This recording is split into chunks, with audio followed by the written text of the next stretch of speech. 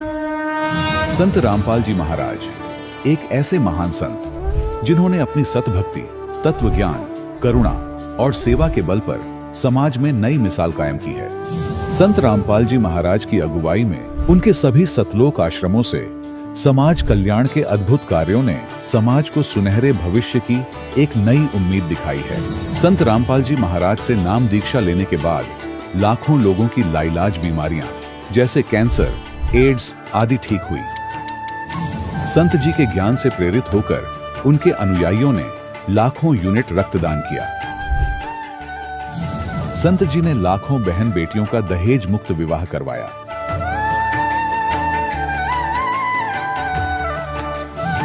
संत जी ने लाखों लोगों का नशा छुड़वाया, करोड़ों उजड़े परिवार बसे। संत जी के आश्रमों में समागम के दौरान निःशुल्क नेत्र चिकित्सा, दंत चिकित्सा प्रदान की जाती है। संत रामपाल जी महाराज द्वारा समय समय पर पर्यावरण संरक्षण के उद्देश्य से बड़े स्तर पर वृक्षारोपण किया जाता है। संत जी ने जरूरतमंदों को तत्काल राहत पहुंचाने के लिए एम्बुलेंस सेवा शुरू की। संत जी अपने अनुयायियों को देहदान के लिए प्रेरित करते हैं, जिससे मानवता की सेवा और चिकित्सा क्षेत्र में सुधार हो सके। संत रामपाल जी महाराज के सभी आश्रमों में हर रोज निःशुल्क भंडारा आयोजित किया जाता है, जहां हर वर्ग, हर जाति और हर धर्म के लोग एक साथ बैठकर भोजन करते हैं।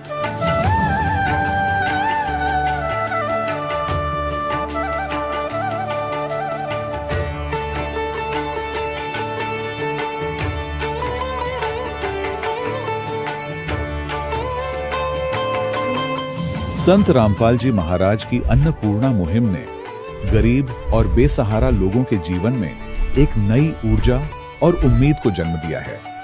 घर घर खाद्य सामग्री और जरूरी मदद पहुंचाकर संत रामपाल जी महाराज ने लोगों को दुख और मजबूरी से लड़ने की ताकत प्रदान की है।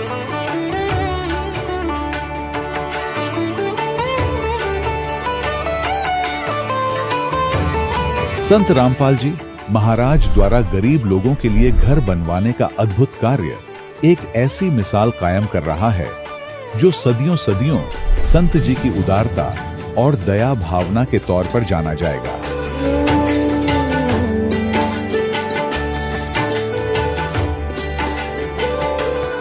संत रामपाल जी महाराज के आश्रम में हजारों बुजुर्गों को सम्मान और प्यार के साथ जीवन जीने का अवसर मिलता है। उनके खाने, रहने और स्वास्थ्य की पूरी जिम्मेदारी संत रामपाल जी महाराज उठाते हैं। अनाथ बच्चों के लिए संत रामपाल जी महाराज के सभी आश्रम किसी वरदान से कम नहीं। यहाँ उन्हें शिक्षा, संस्कार और भविष्य के लिए बेहतर अवसर प्रदान किए जाते हैं। चाहे बाढ़ हो, भूकंप या महामारी, संत रामपाल जी महाराज और उनके अनुयायी हमेशा ही जरूरतमंदों के लिए सबसे आगे खड़े रहते हैं। कोविड महामारी के दौरान संत रामपाल जी महाराज के आश्रमों से करोड़ों लोगों के लिए भोजन, दवाइयां और जीवन रक्षक सामग्रियां उपलब्ध कराई गई। चाहे गरीब की मदद हो या किसी शोषित और पीड़ित वर्ग के हक और सम्मान की लड़ाई, संत रामपाल जी महाराज ने हमेशा ही उनकी दबी आवाज को सरकारों तक पहुंचाया है और उन्हें उचित न्याय दिलवाने में अहम भूमिका अदा की है। समाज में आध्यात्मिक और सामाजिक मूल्यों के प्रति जागरूकता लाने में संत रामपाल जी महाराज हर कदम पर मानवता के सच्चे सेवक साबित हुए हैं। संत रामपाल जी महाराज का जीवन हमें सिखाता है कि सच्ची सेवा वही है जो निस्वार्थ भाव से की जाए। आइए हम भी इस महान सेवा के कार्य में इस महान संत से जुड़ें और संत रामपाल जी महाराज से नाम दीक्षा लेकर अपने जीवन को धन्य बनाएं।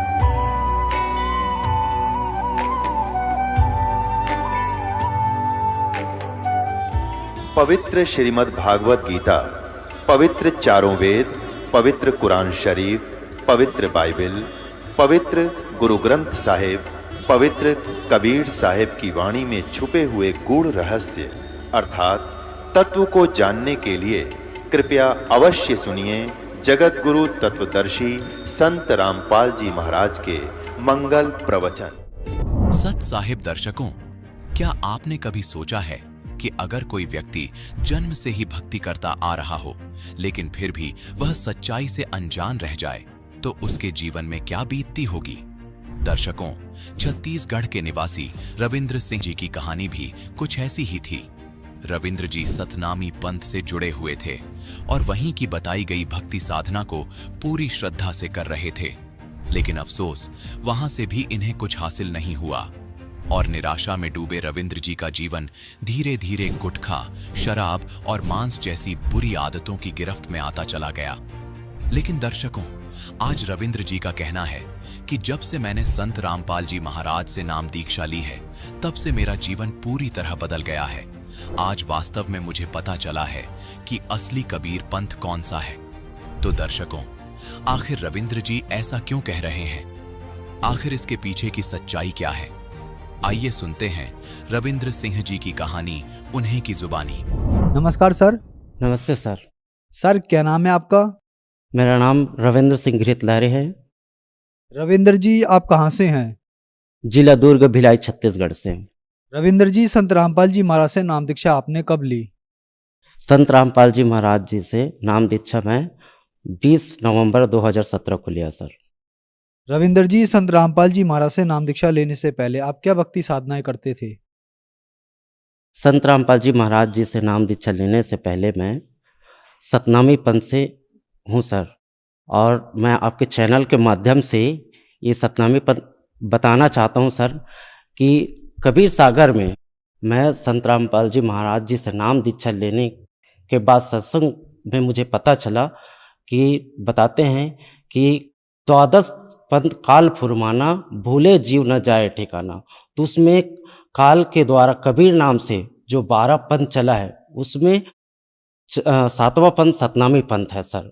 तो उसमें पंथ से मैं फॉलो करता था और छत्तीसगढ़ में संत गुरु घासीदास हुए हैं उसकी भक्ति करता था और सतनाम का जाप करता था और इष्ट रूप में सतपुरुष को मानता था। सिर्फ सतपुरुष ही कहते थे और हमें ये पता नहीं था कि सतपुरुष कबीर साहिब ही है, ये हमें पता नहीं था। ना हमें आज तक कभी ये नहीं बताया कि कबीर पंथ से ही सतनामी पंथ चला है, निकला है और कबीर साहिब ही सतपुरुष हैं।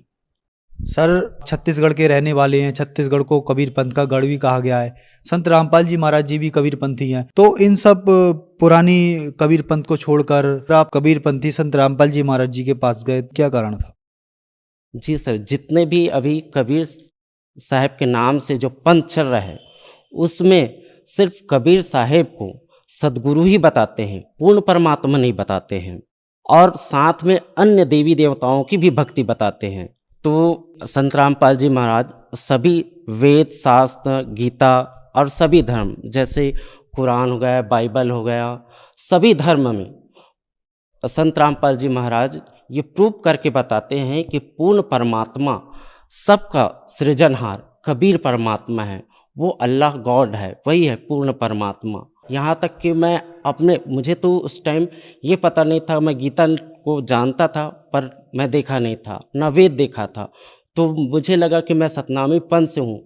तो जब संत रामपाल जी महाराज का जब मैं सत्संग देखा तो उसमें संत रामपाल जी महाराज का ज्ञान और अपने जो धर्म पंथ में मैं जो भक्ति कर रहा था उससे मिलान किया तो मुझे पता चला कि पूर्ण परमात्मा कबीर साहिब है। जैसे कि हमारे संत गुरु घासीदास के वाणी में लिखा है, आरती करते हैं उसमें पूरा हम तो सभी बताते हैं कि पूर्ण परमात्मा निराकार है, लेकिन हम पूर्ण परमात्मा सशरीर की गुणगान करते हैं, संत रामपाल जी महाराज जी बताते हैं। तो हमारे पंथ में पूर्ण परमात्मा को निराकार बताते हैं और उसमें हम छठवें आरती दर्शन पावे तो पूर्ण परमात्मा सशरीर है, तभी हम उसका दर्शन कर सकते हैं।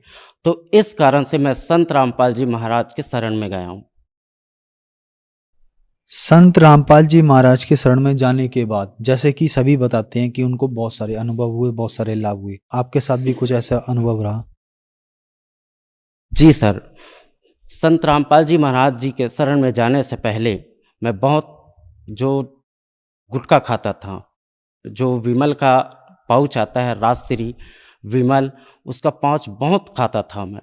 कहने का मतलब गुटखा इतना खाता था कि मैं मुंह में एक थूकता तो दूसरा डाल लेता था।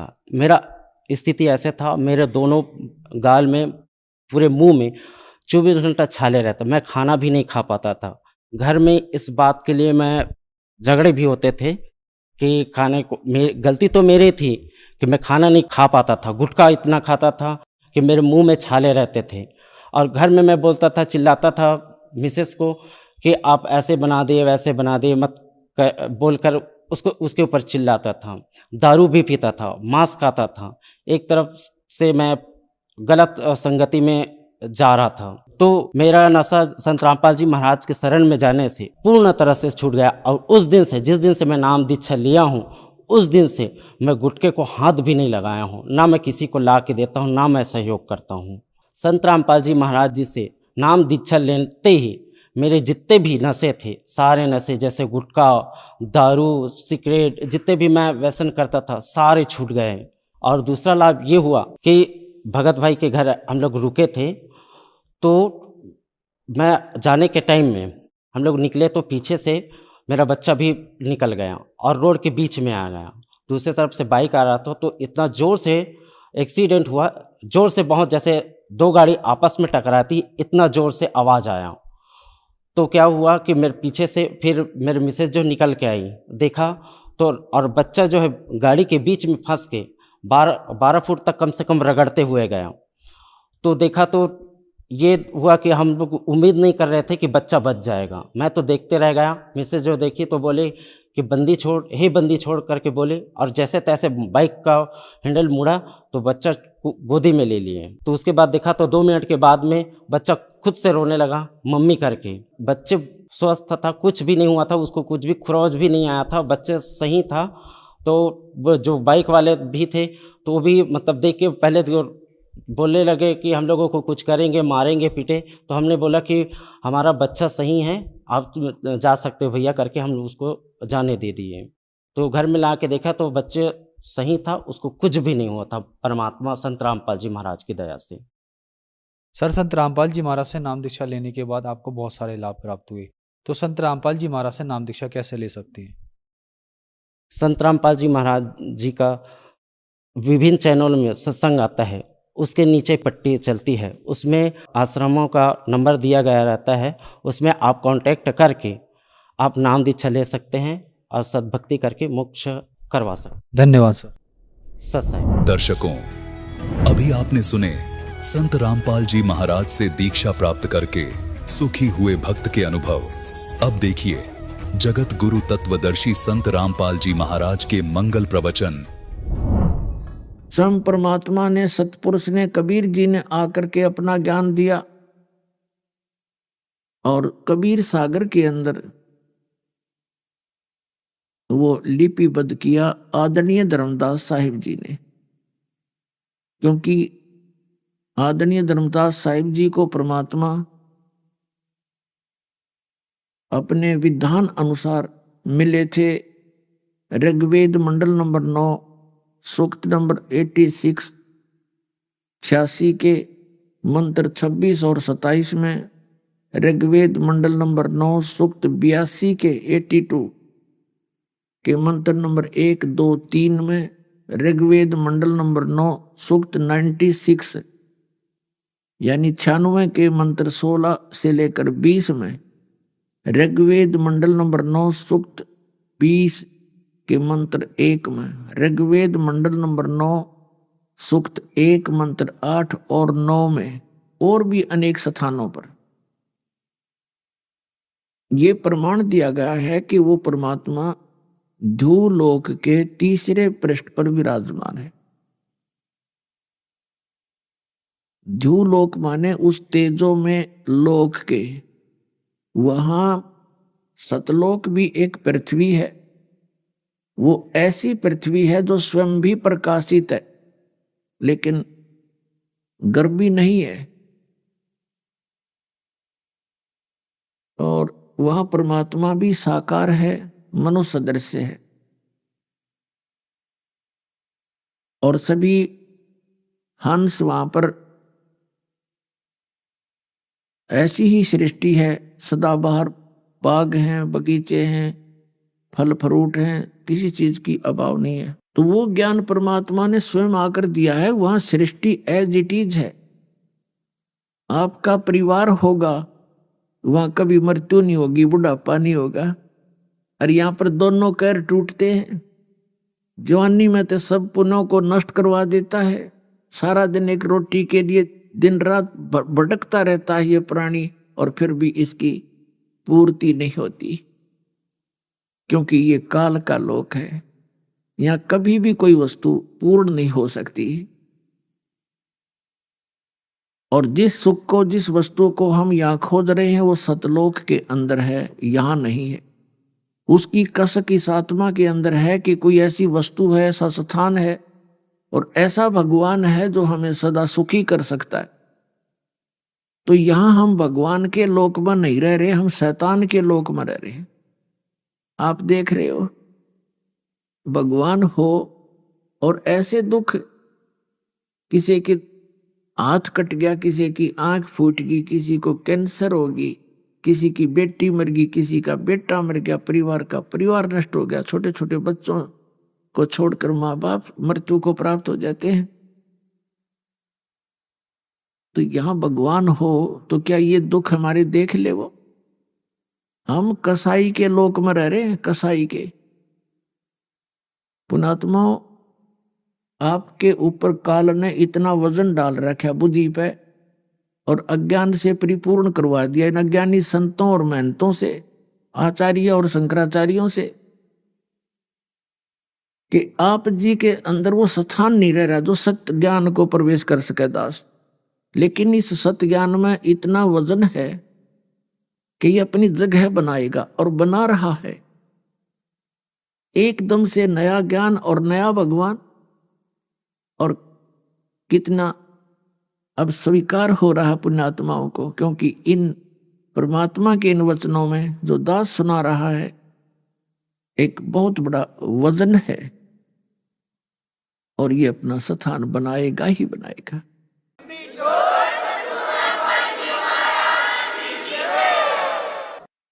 अब प्रसंग चल रहा है कि आप जी यहां कितने दुखी हो।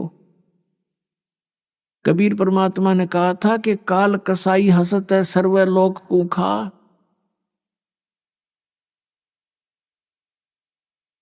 और अंकुश निर्गुण नाम का ये सतगुरु दर पकड़ा जा। परमात्मा ने कहा कि ये काल कसाई है, जैसे कसाई बकरे पालता है। उसका उद्देश्य क्या होता है? उन बकरों की कितनी सेवा करता है वो। जैसे एक शेड डाल देता है गर्मी और सर्दी से बचने के लिए, साथ में एक तालाब बनवा देता है जिसकी अच्छी लंबी बहुत ज्यादा कंजम्पशन है, एक तालाब बनवा देता है, एक चरागाह रखता है उसके लिए। और जब वो कसाई उस बकरों के बकरियों के उस स्थान पर आता है जहां उनको रोक रखा होता है, तो वो बकरे और बकरियां उस कसाई को एक नेक व्यक्ति जानकर उससे प्यार करते हैं। वो ये सोचते हैं कि देखो कितना दयालु है हमारा मालिक, हमारी कैसी केयर टेक करता है, कितनी सुविधाओं का ध्यान रखता है, हमारे लिए शेड डाल रखा है। पुण्यात्मा, आत्मा तो वही है जो मनुष्य जीवन से गई है, उनमें वो सब समझते हैं अच्छे और बुरे को।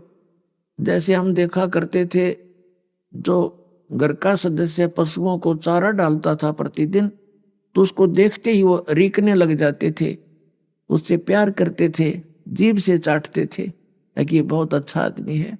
तो इसी प्रकार वो बकरे उस कसाई के निकट आ जाते हैं, चारों तरफ से इकट्ठे हो जाते हैं। और उससे कोई तो ऐसे छाती से सीने से लगाना चाहता है, ऊपर को पैर उठाकर उससे प्यार करना चाहता है, कोई जीभ से चाटता है और वो उनको ऐसे देखता है और वो उसके हाथ को चाटते हैं बकरे। वो तो देख रहा होता है कि यो इसमें मांस कितना हो गया, कितने किलो का बिकेगा, और बकरे ने सोचा ये बहुत अच्छा आदमी है, हमारे से प्यार कर रहा है। और फिर वो भूल जाते हैं जब उसको आवश्यकता होती है बकरों की 2, 10, 4, 20 की, तो लेकर डंडा और छांट लेता मोटे मोटे, चाहे किसी की माँ आओ, चाहे किसी का बेटा आओ, चाहे किसी की बेटी मरो, वो ना देखता किसका किससे क्या लिंक है, और ऐसे निकाल लाता है और जाके उनको कड़च करवा कर अपना धंधा करता है, रोजगार कर चलाता है। अपने आत्माओं, इस काल के लोक के इन बाग बगीचे, झरने और इन मौसम न देख के हम ये सोच बैठे दे भगवान कितना दयालु है, पृथ्वी में जल दे दिया शीतल मीठा, झरने बहा रखे हैं, कितने सुंदर बाग बगीचे, काजू किस्मत सेब संतरे कनक गेहूं चना बाजरा ज्वार, और कैसे मौसम बना रखे हैं। परमात्मा बड़ा दयालु है।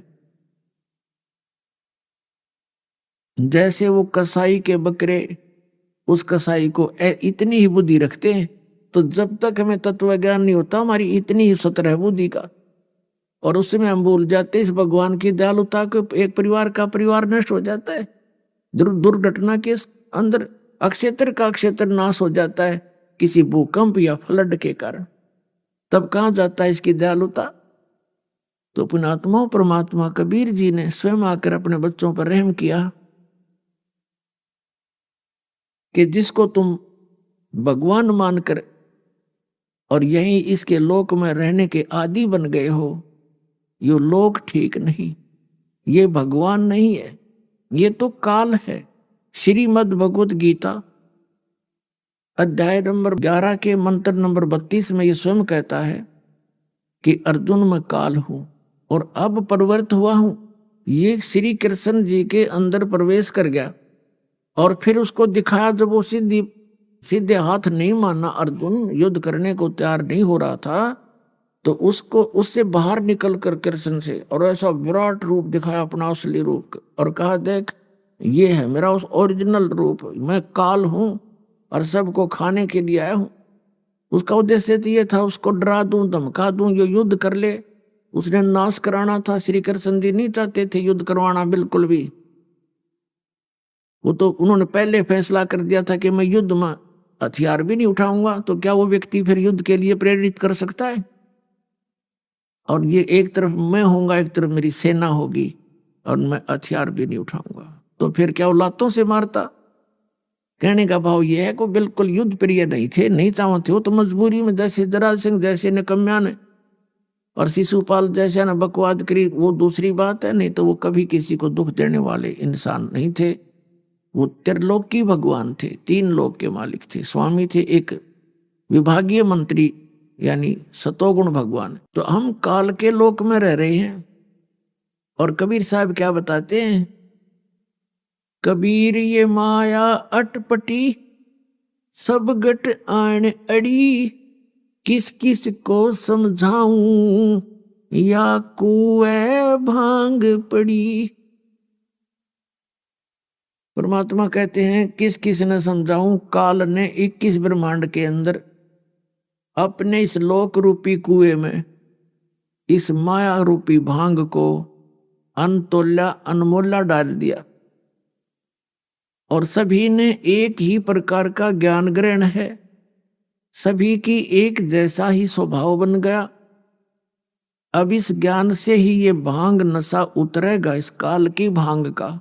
ये एंटीबायोटिक आपको दिए जा रहे हैं, जो आपके अंदर या सोच गलत होगी, हमारे अंदर क्या सोच होगी, बड़ी कोठी हो और बहुत ज्यादा पैसा मेरे बैंक बैलेंस हो, और फिर मैं बकवाद करूं, ब्याह शादियों में सबसे ज्यादा दान दूं, लोग मेरी प्रशंसा करें।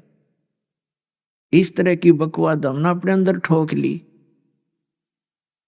पुण्यात्मा ठीक है, समाज कुछ करे, संसार कुछ करता रहे, है तो वो गलत, फिर भी जो भक्त इस मार्ग पर लगेंगे उनको वो क्रियाएं बिल्कुल नहीं करनी होंगी जो भक्ति में बाधा करे।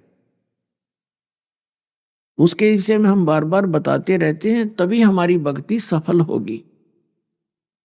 पहले तो ये उद्देश्य रखे कि हम यहाँ के वासी नहीं हैं, और दूसरा परमात्मा कहते हैं मौत भूल गया बावड़े, तन अतरज किया कौन, तन माटी में मिल जाएगा जो आटे में लौन। तेरी दिख अस्तित्व भी तेरा नहीं रहेगा और तू मौत भूल गया। जब ये प्राणी अपने जाने का समय भूल जाता है तब इसको बकवाद अच्छी लगती हैं, कार और कोठियां अच्छी लगती हैं, और संग्रह संचन करने में ये पागल हो जाता है। और परमात्मा परमेश्वर स्वयं आकर के ये ज्ञान देते हैं। अपने आत्माओं, ये ज्ञान सतगुरु दे सकता है। ये ज्ञान जो दास आपको दे रहा है, सतगुरु के लक्षण कहूं मधुरे बैन विनोद, और 4 वेद 6 शास्त्र वह कहे 18 बोध। सतगुरु जो होगा सभी सदग्रंथों की जानकारी यथार्थ रखते हैं। जैसे परमेश्वर आए थे वो भी सतगुरु की भूमिका ही करके गए थे, और वो बिल्कुल अक्षर ज्ञान नहीं लिया था। वैसे तो वो सर्वज्ञ है वो मालिक, लेकिन हमारी दृष्टिकोण से उनको अक्षर ज्ञान नहीं था। और अक्षर ज्ञान ना होते हुए और 4 वेद 18 पुराण उपनिषद और गीता बाइबल और कुरान का वो ज्ञान रखते थे। अशिक्षित होते हुए शिक्षित होकर के ग्रहण कर लेते तो ये सोचते कि इन्होंने समझ में आगी होगी बात या पढ़ने से। तो इससे सिद्ध है कि वो परमात्मा है और वो सद्गुरु भी है। वो यथार्थ ज्ञान दे करके लिपिबद्ध करवा के धर्मदास जी से और सह शरीर आए थे, सह शरीर चले गए। तो सतगुरु की सबसे पहली पहचान ये है। फिर दूसरी पहचान ये है कि सतपुरुष जिन जानिया सतगुरु तिसका नाम। जिन्होंने सतपुरुष को पहचान लिया, ये अभी तक जितने गुरु और सतगुरु हैं नकली, ये सारे कहते हैं सतलोक में तो प्रकाश ही प्रकाश है, वहां कोई अस्तित्व नहीं है। और एक आधा नकली जैसे ये जम्मू वाला है, मधु परमहंस नाम है इनका, और ये मिलती जुलती कथा सृष्टि रचना तो इसने कक्का पता ही नहीं, फिर भी कबीर साहब की लीला 5-7 पढ़ के वो सुना देता है। तो भक्ते का दे भक्त ने कहा जी वो भी बहुत अच्छी कबीर साहब की जानकारी रखता है, वह बहुत अच्छी बात है। लेकिन दास को पता था कि ये जानकारी अन्य चीज होती है और रोग नाशक औषधि से काम बनेगा। जैसे किसी रोगी को ज्ञान हो गया कि तुझे ऐसा रोग है और बताने वाले ने भी सही बता दिया और औषधि दोनों के पास नहीं, तो उस ज्ञान ने सिर में मारेंगे। अब ज्ञान भी हो और समाधान भी हो तो तब बात बनेगी। तो वो क्या कहता है, जम्मू वाला रांझड़ी उसका आश्रम है, उसने सृष्टि रचना सुना रखी है। उसका टीवी के ऊपर भी एक सब आता है प्रोग्राम। तो वो क्या बताता है कि सतपुरुष गुप्त थे, अनुराग सागर की वाणी को पढ़कर सुनाते हैं। फिर कहते हैं परमात्मा ने इच्छा की कि हंस उपजाऊं, तो सबसे पहले परमात्मा ने एक शब्द उच्चारा, उससे प्रकाश से प्रकाश हो गया। उस प्रकाश में परमात्मा स्वयं समा गए, वो फिर चेतन हो गया, जीवित हो गया। प्रकाश पहले मरा हुआ था और फिर उसमें यानी प्रकाश में भगवान समा गया। फिर वही तो अमरलोक हो गया। वो सतपुरुष जब प्रकाश में समा गया तो वो अमरलोक हो गया। और फिर नो कह सार नाम भी वही और सत नाम भी वही, सार शब्द भी वो अमरलोक। या सुनाई उसने सृष्टि रचना। उसने थोड़ी सी भिन्नता यह बताई कि परमात्मा ने जीवों की उत्पत्ति नहीं की, अमर पुरुष ने। उसने ऐसे प्रकाश उछाल दिया, चटक दिया।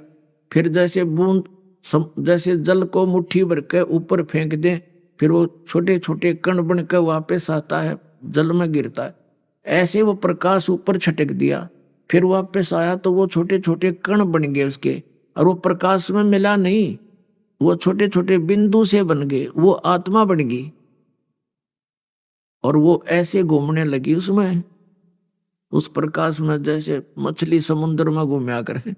राधा स्वामी वाले जय गुरुदेव वाला ने तो भगवान में वह वही सतीथि बता करके ये बता दिया कि मोक्ष प्राप्त प्राणी उसमें जाकर ऐसे डूब जाता है, मिल जाता है जैसे बूंद समंदर में। और इस चातुर प्राणी ने चतुरता दिखाई थोड़ी सी अलग से, क्योंकि कबीर सागर में लिखा हुआ वह आत्मा का अस्तित्व अलग है, 16 सूर्य जितना उसका प्रकाश पूरी बॉडी का है।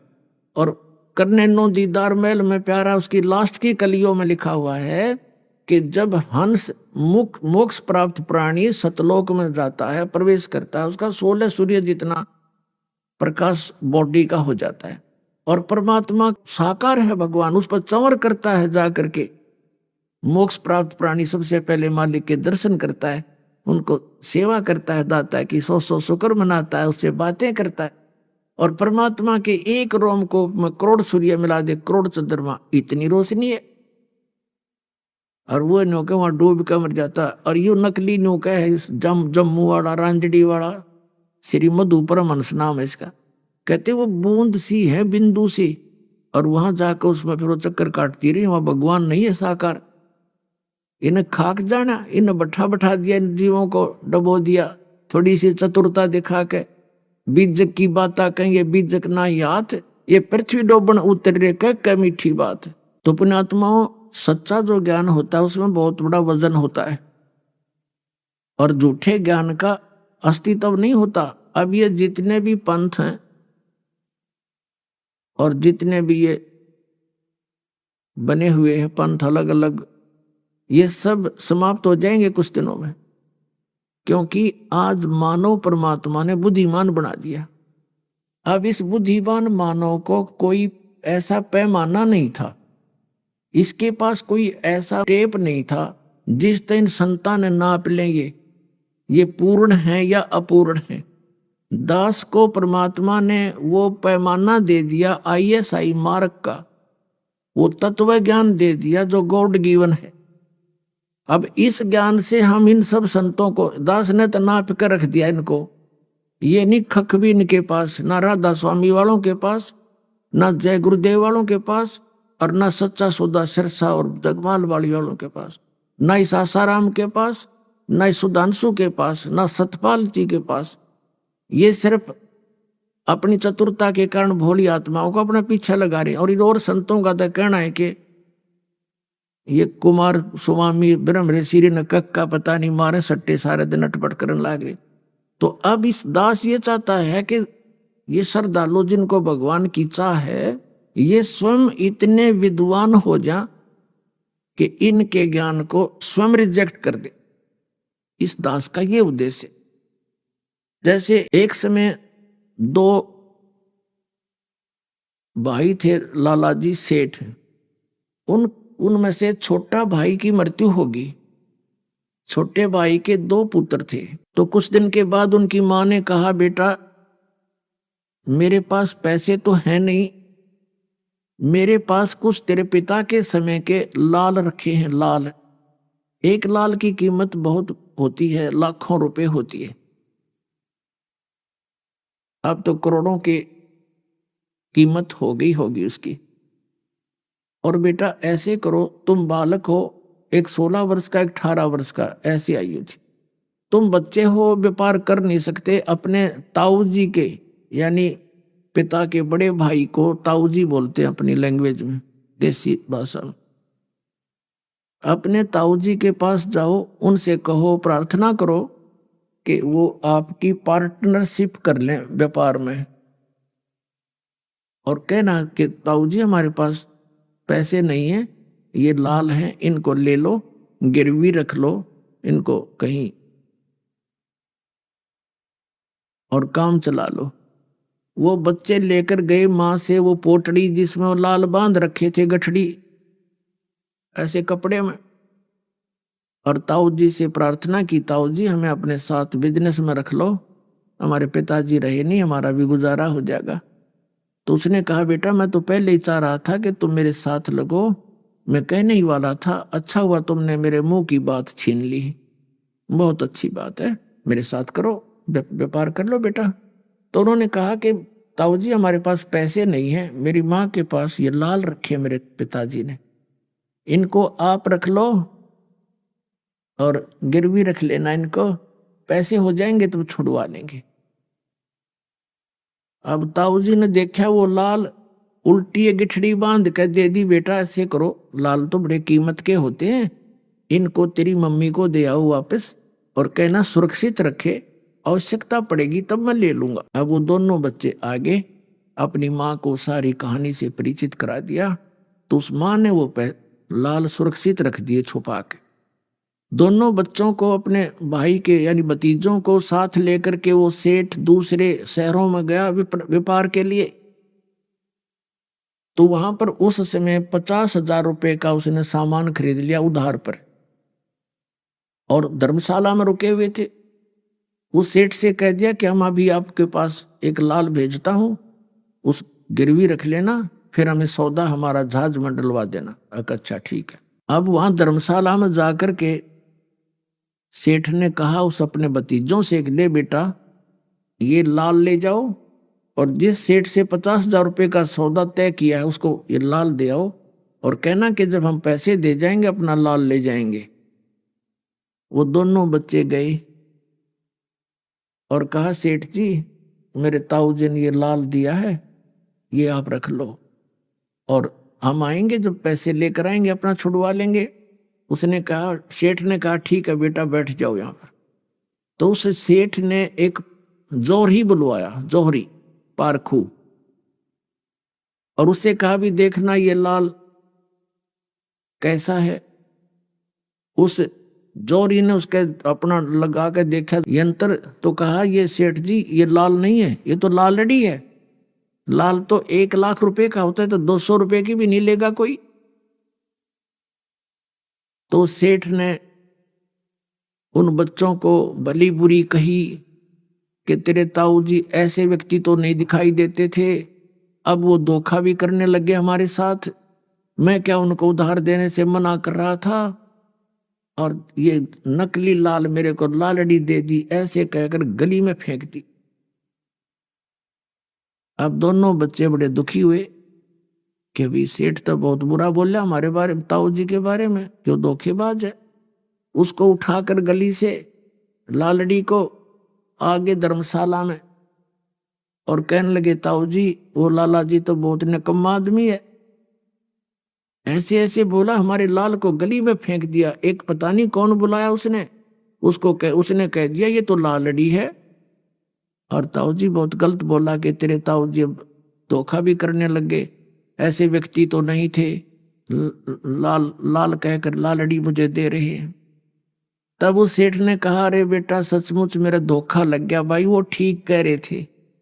अब दूसरी साइड में दूसरे बैग में रखा था वो लाल, अरे बेटा ओहो ये तो सचमुच लालड़ी है, धोखे से दिया गया, चोरों से बचने के लिए रखे हुए थे कि कोई चोर चारा होते इनको निकाल ली जाएगा लालड़ियों को, और लाल अपने बच्चे रहेंगे, तो इसलिए बेटा रखी हुई थी मैंने, अरे ये लाल ले जा और जाके कहो कि मेरा ताऊ जी ऐसा आदमी नहीं है जैसा आपने सोचा है, देखो ये है लाल, धोखा लग गया उनके।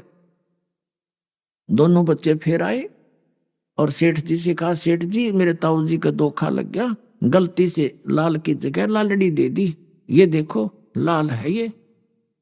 उस सेठ ने फिर वो पारखू बुलाया जौहरी, उसने आते ही देखते ही बता दिया अपने ला के यंत्र कि ये सही लाल है, ओके है बिल्कुल, ये है वो लाल। तब उस सेठ ने कहा देख बेटा ऐसा होता लाल, देखा वो क्या उठा लाए थे तुम। तो कहने का भाव ये है उन बच्चों को इस झटके से लाल और लालड़ी का पूरा ज्ञान हो गया, उनकी परख बन गई उनको। तो फिर क्या हुआ, वो दोनों बच्चों को लेकर वो ताऊ जी उनका यानी पिताजी का बड़ा भाई अपने भतीजों को साथ लेकर स्वदेश लौट आया। आकर उसने कहा बेटा जाओ तेरी माँ से वो लाल ले आओ, उधार होगी गनी, एक आधे लाल को गिरवी रख लेंगे। तो दोनों बच्चे गए दौड़े दौड़े। माता ने कहा आगे बेटा तुम आ जाओ, भोजन पालो। तो बच्चों ने कहा माता जी भोजन बाद में खाएंगे, पहले ना हमारे ऊपर कर्जा बहुत हो गया है और वो लाल दे ताऊ जी ने मंगाए, उनको गिरवी रखेंगे हम। अगले जाओ बेटा। वो बुढ़ माई ने ला कर दे दिया पोटली गठड़ी जितने धरी थी 5-7 हुए। बच्चों ने सोची देखते ले लाल है कि लालड़ी। उन्होंने वही खोल ली गठड़ी अपने आंगन में, अपने कमरे में, साल में भीतर, और खोल के दोनों ने देखा वो तो सारी लालड़ी थी, लाल नहीं थे। तो उन्होंने वहीं पर अपनी माँ के सामने ही कहा माता जी आप तो बड़ी भोली भाली हो, ये लाल नहीं है, ये तो लालड़ी है। वो सारी पटक दी वहीं पर। और दोनों बच्चे अपने ताऊ जी के पास आ गए और कहने लगे ताऊ जी मेरी माँ है ना, उसको वो भोली भाली है, उसको पता नहीं लाल और लालड़ी का। उनमें तो लाल एक भी नहीं, सारी लालड़ी है ताऊ जी। तब उस सेठ ने कहा बेटा ये उस दिन भी लालड़ी थी, यदि मैं इनको लालड़ी बता देता तो तेरी माँ का पेटा नहीं भरा हो, न्यो कहो मेरा धनी ना रहा सिर पे। आज यो मेरी लाला ने भी लालड़ी बताने लग गया। बेटा तुमको मैंने इतना तैयार कर दिया कि तुमने स्वयं परख ली अपनी लाल और लालड़ी को और पटक दिया उनको उठा के। तो पुणात्मा दास ये चाहता है कि ऐसा ज्ञान दे दूं आपको, इन नकली संतों की लालड़ी इस अज्ञान को तुम स्वयं पटक दो और आ जाओ लाल ग्रहण करने के लिए। बोलो सतगुरुदेव।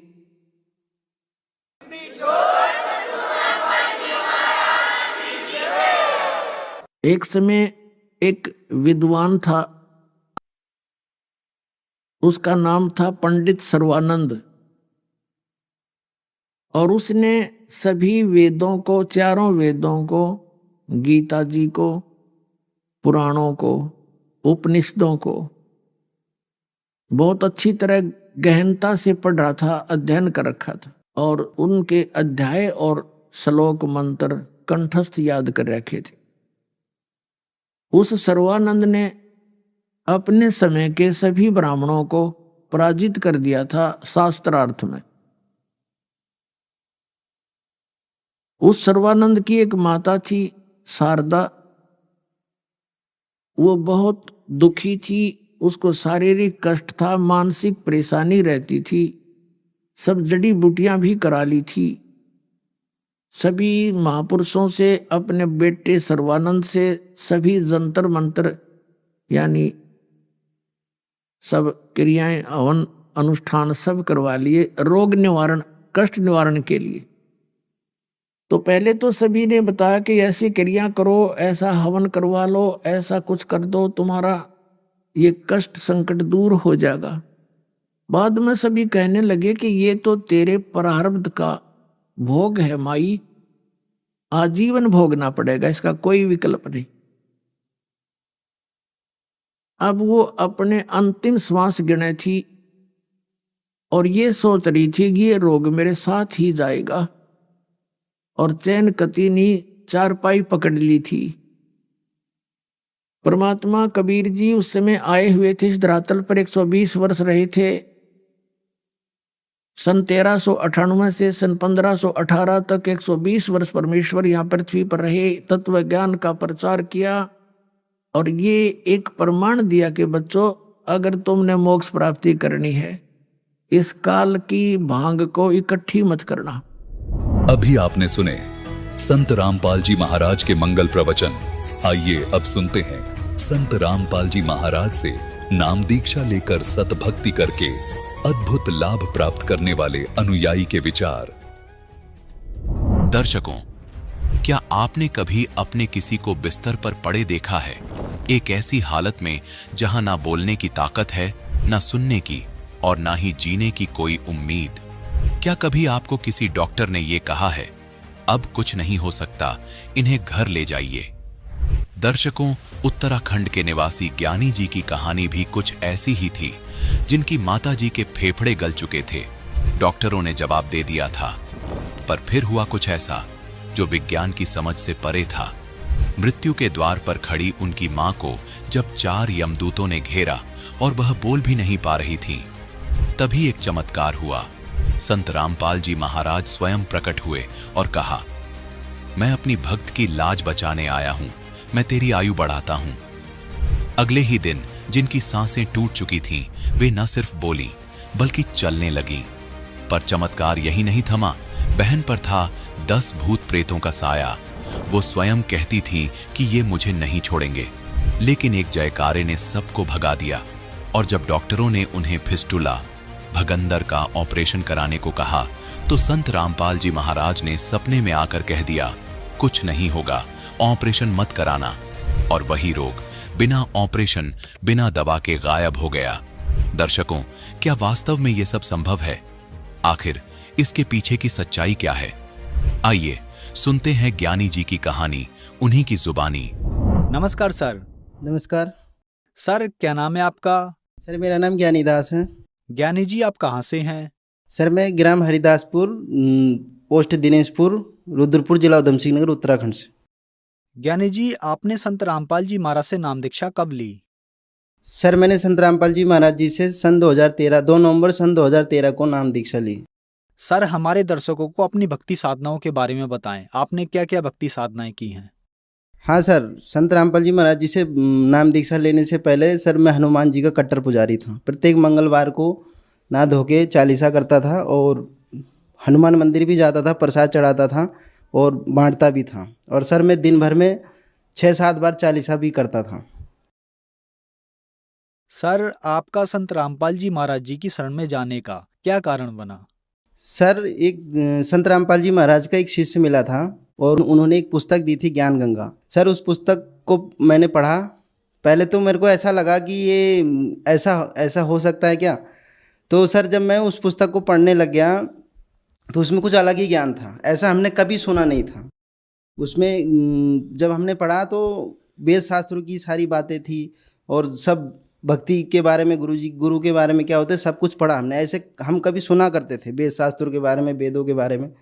जब सर हमने वो पुस्तक पढ़ा तो शुरू में तो ऐसा लगा कि ऐसा नहीं हो सकता, पर बाद में इतनी रुचि बनी, पढ़ते रहे। तो सर मैं संत रामपाल जी महाराज का पुस्तक पढ़ा, उसमें मेरे को ज्ञान समझ में आ गया। आत्मा में ये तो हो गया कि ये फाइनल ज्ञान है, लेकिन फिर भी एक बार ऐसा लगा कि एक बार गीता से प्रमाण मिलाया जाए। यदि गीता में सारे प्रमाण मिलते हैं तो ज्ञान नंबर 1 का है और ये सच्ची भक्ति है, सत साधना है। इससे ही जीव का कल्याण हो सकता है, हमारा मोक्ष हो सकता है। तो सर मैंने फिर किताब पढ़ने के 18 दिन के बाद मैंने संत रामपाल जी महाराज जी से नाम दीक्षा ली। ज्ञानी जी, हर इंसान चाहता है कि अगर वो भक्ति कर रहा है तो उसे लाभ मिले, उसकी परेशानियां ठीक हों और उसका परिवार भी सुरक्षित रहे। तो आपको क्या लाभ मिले संत रामपाल जी महाराज से नाम दीक्षा लेने के बाद? हाँ सर, संत रामपाल जी महाराज जी की शरण में आने के बाद मुझे बहुत सारे लाभ मिले। सबसे पहले तो सर मेरे को पूर्ण आध्यात्मिक ज्ञान हुआ कि पहले हमें पता नहीं था कि गुरु क्या होते हैं, गुरु बनाना चाहिए या नहीं बनाना चाहिए। वेद शास्त्र सुने थे, लेकिन संत रामपाल जी महाराज जी के शरण में आने से पूर्ण आध्यात्मिक ज्ञान का पता चला, सद्भक्ति के बारे में पता चला, सदगुरु क्या होते इसके बारे में पता चला। मेरी मम्मी बहुत बीमार पड़ गई सन 2016 में और वो हॉस्पिटल में भर्ती थी। मेरी मम्मी भक्ति भी नहीं करती थी और डॉक्टर ने जवाब दिया, उनके फेफड़े बहुत बुरी तरीके से गल चुके थे। डॉक्टरों ने 15 दिन वहाँ रखे हॉस्पिटल में। डॉक्टरों ने जवाब दे दिया ये नहीं बचेंगी। फिर भी हमारे पूरा परिवार, बड़े भाई सब उनसे मिन्नतें करते रहे, जितने पैसे चाहिए ले लो, लेकिन हमारी मम्मी को ठीक कर दो। बड़े बड़े डॉक्टर थे, सर्जन थे, सब ने यही कहा ये ठीक नहीं हो सकती, आप इनको घर ले जाओ, ये कुछ ही दिनों की मेहमान है करके। हमारे मम्मी के फेफड़े बुरी तरीके से गल चुके थे, कुछ भी नहीं बचा था उस, और डॉक्टरों ने साफ मना कर दी ये नहीं बचेंगी। तो फिर सर हम उनको घर ले आए और घर में आने के बाद मम्मी की हालत बहुत बेकार हो चुकी थी। बिस्तर पे पड़ी थी, ना बोल पा रही थी, ना किसी को सुन पा रही थी, बस ऐसी जिंदा लाश हो गई थी। सबको यही लगा कि अब ये नहीं बचेंगी। मैंने सर संत रामपाल जी महाराज जी से नाम लिया था। तो वैसे तो हम क्या कर सकते थे, लेकिन मम्मी की ये हालत थी, मैं उनका बेटा था, तो मुझे बहुत दुख लगता था कि मम्मी का ये बुरा हाल है, अब तो नहीं बचेगी। डॉक्टरों ने भी जवाब दे दिया है। तो सर फिर मम्मी को मैंने यही कहा कि मम्मी, सबको बचाने वाले भगवान हैं, संत रामपाल जी महाराज पूर्ण सदगुरु हैं, वही परमात्मा हैं, आप उनको याद करो, उनको सच्चे दिल से याद करो। आप भक्ति तो नहीं करती, लेकिन सच्चे दिल से याद कीजिए वही आपकी रक्षा कर सकते हैं, वही आपकी आयु बढ़ा सकते हैं। लेकिन यदि आप उनसे प्रार्थना करोगे तो सद्भक्ति करने के लिए प्रार्थना करना, तभी वो आप पे दया करेंगे। तो सर मेरी मेरी मम्मी ऐसी हो गई थी कि बोल भी नहीं पा रही थी, और उसी दौरान मेरी मम्मी का मतलब अंत समय आ गया था। मेरी मम्मी को रात को यम के दूत दिखे, 4 यम के दूत आए। विकराल शरीर था, लंबे लंबे बाल थे और उनके दांत बहुत बड़े बड़े थे। तो सर मम्मी को यम के दूत दिखे और फिर मम्मी बहुत डर गई और बोल भी नहीं पा रही थी। क्यों? क्योंकि भक्ति करती नहीं थी। तो यम के दूतों ने उसकी जुबान को भी बंद कर दिया। तो मम्मी बुरी तरीके से डर गई, क्योंकि सब उन्हें पता चल गया मेरा अंत समय आ गया। तो मैंने मम्मी को हर बार समझाता था, मम्मी हमेशा संत रामपाल जी महाराज को ही याद करना, वही सबको बचा सकते हैं, वही सब कुछ कर सकते हैं। तो मम्मी ने उस समय मुसीबत के समय मम्मी के मुंह से आवाज़ नहीं निकली, लेकिन मम्मी ने फिर भी अंत में बहुत जिद करके एक बार ये बोला, पिताजी बचाओ। तैसे ही वहाँ पे संत रामपाल जी महाराज प्रकट हो जाते हैं और मेरी मम्मी, वो यम के दूत आकाश में उड़ जाते हैं और मेरी मम्मी देखती है कि गुरुजी आ गए। इससे पहले हमारी मम्मी ने कभी गुरुजी को देखा नहीं, ना नाम लिया। फोटो में मैं घर में भक्ति करता था, वो फोटो देखती थी मम्मी। तो मेरे मम्मी को ये पता चल गया कि ये गुरुजी हैं, संत रामपाल जी महाराज हैं। तो मेरी मम्मी ने मेरे गुरुजी आए संत रामपाल जी महाराज और मेरी मम्मी को आशीर्वाद दिया और कहा, बेटा मैं तेरी आयु बढ़ाता हूँ और इस आयु को सद्भक्ति के लिए ही दे रहा हूँ, सद्भक्ति करना और अपना कल्याण कराना। और परमात्मा ये भी बोले कि मैं अपने भगत के कारण, मैं अपनी भगत की लाज बचाने के लिए आपको जीवन दान देता हूँ, क्योंकि मेरा भगत दुखी था करके। मैंने गुरुजी से यही प्रार्थना किया कि गुरुजी मैं ये नहीं कहता मेरी माता को जीवन दान दो या उनको स्वस्थ करो, मैंने ये कहा था कि अगर वो दुखी होंगी तो हम भी दुखी होंगे, तो परमात्मा आप दया करो।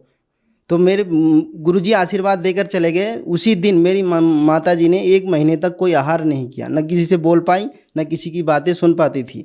लेकिन उसी के जस्ट दूसरे दिन सुबह से मेरी मम्मी बोलने लग गई, अपने पाँव पे चलने लग गई और खाना खाने लग गई। मैं सत्संग में जा रहा था रविवार के दिन, लेकिन किसी कारणवश मैं वहाँ नहीं जा पाया, वापस घर आ गया। जब मैं दोपहर को घर आया, मम्मी आई, बैठी, मेरे से बात करने लगी। तो मैंने देखा कि मम्मी खुद अपने पाँव पे चल के आई। मैं हैरान हो गया। तो मैं मम्मी से कुछ पूछता, उससे पहले मम्मी मुझे सारी घटना बताने लग गई कि ऐसे ऐसे मेरे को यम के दूत दिखे थे, संत रामपाल जी महाराज आए, मेरे को आशीर्वाद दिया, जीवन दान दिया, सद्भक्ति के लिए ऐसे संत रामपाल जी महाराज बोल के गए। मैंने कहा मम्मी ये तो बहुत ही अच्छी बात है, अब आप सद्भक्ति करना, अब आप गुरुजी से नाम ले लो। तो सर मेरी मम्मी को फिर संत रामपाल जी महाराज जी से मैंने उनको उपदेश दिलाया। 5-6 साल हो गए, आज भी मेरी माता पूर्ण रूप से स्वस्थ है, अपने पाँव पे चलती है और उनको कोई दिक्कत नहीं, कोई तकलीफ नहीं। और सर मेरी बहन के ऊपर 10 प्रेत आत्माएं थे और उसको दुखी कर रहे थे, और वो चिल्ला चिल्ला के बोल रही थी कि ये 10 के 10 खड़े हैं, मेरे को नहीं छोड़ेंगे, मुझे नहीं छोड़ेंगे। उसके हाथों को खींच रहे थे, उसे बहुत दुखी कर रहे थे, वो चिल्ला रही थी, ये कह रही थी ये 10 के 10 खड़े हैं, ये आज मुझे नहीं छोड़ेंगे। सर मैंने नया नया उपदेश लिया था, उस समय प्रथम मंत्र मिला था मुझे। पूरे घर वाले वहाँ उपस्थित थे, सब रो रहे थे कि अब क्या होगा, नहीं बचेगी। उससे पहले कई तांत्रिकों को दिखाया, हॉस्पिटल में भी एडमिट कराया, लाखों रुपए खर्च भी किया, लेकिन मेरी बहन ठीक नहीं हुई। उस समय मैं भी बैठ के देख रहा था कि अब क्या होगा, कुछ नहीं हो सकता। लेकिन परमात्मा की प्रेरणा हुई, संत रामपाल जी महाराज की प्रेरणा हुई। तो अचानक से संत रामपाल जी महाराज जी ने प्रेरणा किया और मेरे मुंह से बहुत तेज निकल गया, बंदी छोड़ सदगुरु रामपाल जी महाराज की जय, बंदी छोड़ सदगुरु रामपाल जी महाराज की जय हो। वो मेरी बहन को सब छोड़कर मेरे तरफ देखने लगे, इसको क्या हो गया, ये क्या बोलने लग गया। तो कहते वो मेरी बहन के जो ऊपर जो 10 प्रेत आत्माएं थे, जो मेरी बहन चिल्ला चिल्ला के बोल रही थी हम मेरे को नहीं छोड़ेंगे, आज मार देंगे, आज मार देंगे, नहीं छोड़ेंगे, 1 महीने से दुखी कर रहे थे। तो सर वो सारे के सारे प्रेत आत्मा जो 10 के 10 थे वो वहाँ से भाग गए और मेरी बहन बेहोश हो गई। फिर उनको पकड़ के हम अंदर लेके आए। 1 महीने से मेरी बहन ने ना कोई पानी पिया, ना कोई खाना खाया। तो सर उसी रात को जहाँ मैंने आसन लगाया था संत रामपाल जी महाराज का, वहाँ पर लेकर आए और वहाँ मेरी बहन ने पानी भी पिया और खाना भी खाया और उसी दिन से पूर्ण रूप से स्वस्थ हो गई। मैंने संत रामपाल जी महाराज जी से प्रार्थना भी लगवाया था। तो मेरी बहन के लिए ये बोला गुरुजी ने, जल्द से जल्द बेटी को नाम दिला दो। तो संत रामपाल जी महाराज जी के यहाँ उसे ले जा हमने उपदेश दिलाया। तो मेरी बहन आज पूर्ण रूप से स्वस्थ है, उसको कोई दिक्कत नहीं है। सर मेरे को एक बीमारी हो गई थी, फिस्टुला, जिसे भगंदर कहते हैं। 2 साल से था, मुझे पता नहीं चला। मैं बहुत तकलीफ होती थी, मुझे तो बहुत दर्द होता, पस आता था, लेकिन मेरे को पता नहीं था कि ये क्या तकलीफ है। जब 2 साल बाद मुझे बहुत दिक्कत होने लग गई तो सर मैं डॉक्टर के पास गया। तो डॉक्टर ने सीधे मेरे को सर्जन के पास भेज दिया। उन्होंने बोला इसका ऑपरेशन होगा। मैं सर्जन के पास गया, सर्जन ने यही बोला इसका ऑपरेशन हो। उन्होंने मेरे से 10-12 टेस्ट करवाए, HIV टेस्ट करवाए, शुगर टेस्ट करवाया और भी बहुत सारी टेस्ट करवाए मुझसे। उन्होंने बाद में बोला आपको ऑपरेशन कराना पड़ेगा। सर्जन डॉक्टर ने ये कहा मैं लिख कर देता हूँ 99% ऑपरेशन से ही ठीक होते हैं, क्योंकि उन्होंने ये भी टेस्ट करवाया था कि इस फिस्टुला की पहुँच कहाँ तक हो चुकी है। उन्होंने ये कहा था कि इसकी पहुंच हड्डी तक जा चुकी है, अब ये कैंसर का रूप ले सकता है। अगर इन्फेक्शन हड्डी में हो गया तो कैंसर बन सकता है और आप अगर जल्द से जल्द इसका ऑपरेशन नहीं कराते हैं तो आपको कैंसर होने से कोई नहीं बचा सकता। ये वहाँ के डिस्ट्रिक्ट हॉस्पिटल के सर्जन, जो सबसे बड़े डॉक्टर होते हैं सर्जन, उन्होंने ये बोला था। मैं लिख के दे सकता हूँ। तो सर मैं बहुत दुखी हो चुका था उस समय कि अब मेरा क्या होगा। ऑपरेशन के लिए बोल दिया, मैं बहुत डर गया, मैं ऑपरेशन नहीं कराऊंगा करके।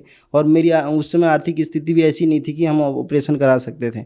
मैं बहुत डर गया, क्या करते। मैंने किसी से नहीं बोला, घर में भी किसी से नहीं कहा।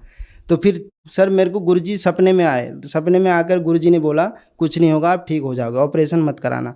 फिर सर मैंने प्रार्थना भी लगाई गुरुजी से, संत रामपाल जी महाराज जी से प्रार्थना लगाई। वहाँ से गुरुजी का ये आदेश आया कि ऑपरेशन नहीं कराना है, परमात्मा दया करेंगे।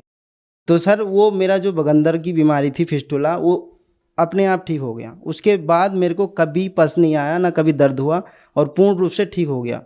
संत रामपाल जी महाराज की कृपा से मेरा फिस्टुला का जो रोग था पूर्ण रूप से ठीक हो गया, कोई ऑपरेशन कराने की ज़रूरत नहीं पड़ी। एक बार मैं साइकिल से शहर जा रहा था और रोडवेज की बस आ रही थी। उसने सर इतनी तेज़ी में कट मारा कि मेरी साइकिल से बहुत तेज़ आके टकराया और मैं साइड में जाके बहुत तेज़ी से गिरा। और सर मेरे को पता नहीं कि मेरा क्या होगा करके, मैं भूल गया मैं कहाँ हूँ, कैसे हूँ, किस हाल में हूँ। तो सर वो रोडवेज से जो मेरी साइकिल की टक्कर हुई, मैं किनारे गिर गया जाके। 5 मिनट बाद मुझे होश आया। मेरे को पता नहीं वहाँ क्या हुआ था। मैं जब वहाँ होश में आया तो मैं पूर्ण रूप से ठीक था, मुझे कोई चोट नहीं लगी, कोई खरोच नहीं आई। हाँ, मेरे कपड़े गंदे हो गए थे, मिट्टी विट्टी लग गए थे और साइकिल थोड़ा डैमेज हो गया था। तो संत रामपाल जी महाराज की कृपा से मेरे को कुछ नहीं हुआ। और सर मेरे पिताजी बहुत नशा करते थे, बीड़ी भी पीते थे, शराब भी पी के आते थे, मांस भी खाते थे।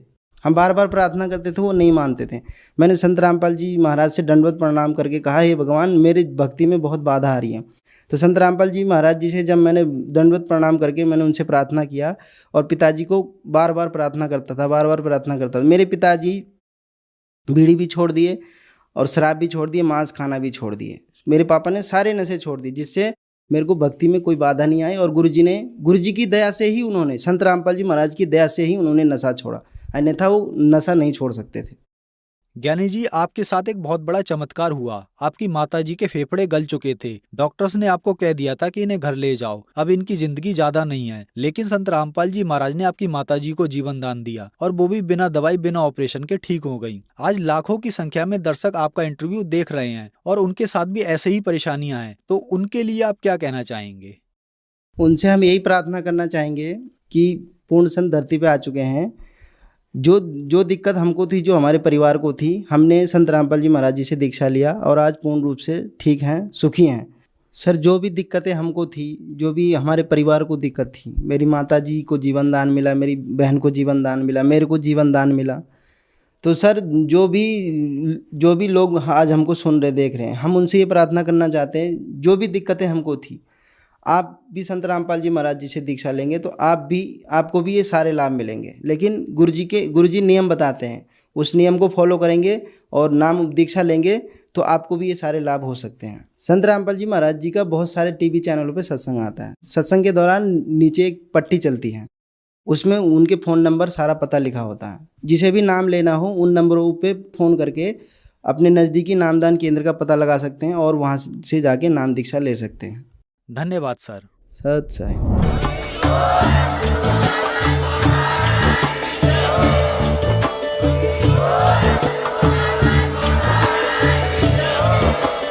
आप सुन रहे थे जगत गुरु तत्वदर्शी संत रामपाल जी महाराज जी के मंगल प्रवचन। अधिक जानकारी के लिए विजिट कीजिए हमारी वेबसाइट www.jagatgururampalji.org। संत रामपाल जी महाराज जी के शुभ आशीर्वाद से पूरे विश्व भर में 500 से भी ज्यादा नाम दीक्षा केंद्र हैं, जिन पर संत रामपाल जी महाराज जी द्वारा ऑनलाइन निशुल्क नाम दीक्षा दी जा रही है। अपने नजदीकी नाम दीक्षा केंद्र का पता करने के लिए संपर्क करें 8222880541।